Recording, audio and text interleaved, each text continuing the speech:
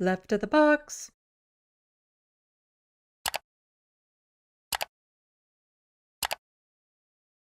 The Prime Minister yet has not specifically condemned any attack on any mosque or Muslim person in Canada in the last few months, despite us repeatedly raising those attacks with the Prime Minister's office. A Calgarian, a journalist, a graduate from Queen's University, was apparently kidnapped by the Israeli state agents over the weekend. Our Prime Minister has said nothing to protect the safety of Canadian citizens, of this Canadian citizen. Apparently a Canadian is not a Canadian, is not a Canadian. And that's why we're here today. We don't have much to say to the Prime Minister now. We've met the Prime Minister when he came to Quebec City Mosque in 2017 and said that there would be action. We met the Prime Minister when he came to London in 2021 after the massacre and said that there would be action. We hear from our constituents, representing millions of Canadian Muslims, that it has become clear that what we seem to only get a sliver of policy reform when our lives or our safety is destroyed. Poll after poll has shown that the majority Wait, of can we Canadians pause it want to there? see action to call for.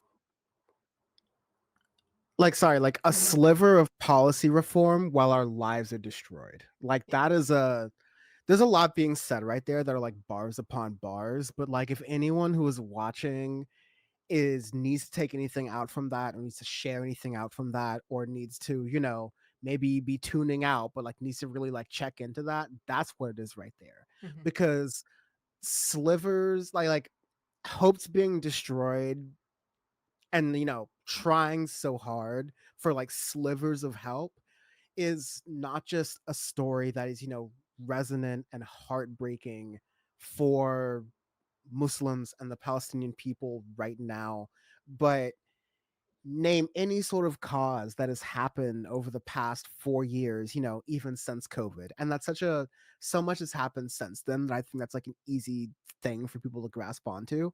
But if you have a longer memory, go to 2010. Think of how much has happened with gun violence, with indigenous violence, Native American violence, as we call it down here. And also gun violence in America, especially, is very well known. So much pain, so much mobilization, abortion rights, trans and non-binary equality and rights and recognition and safety in this world. So much mobility, so slivers, if that, of return from our politicians. What is the point of democracy if you're not getting this? Yeah. I know that's a very controversial statement. I mean it.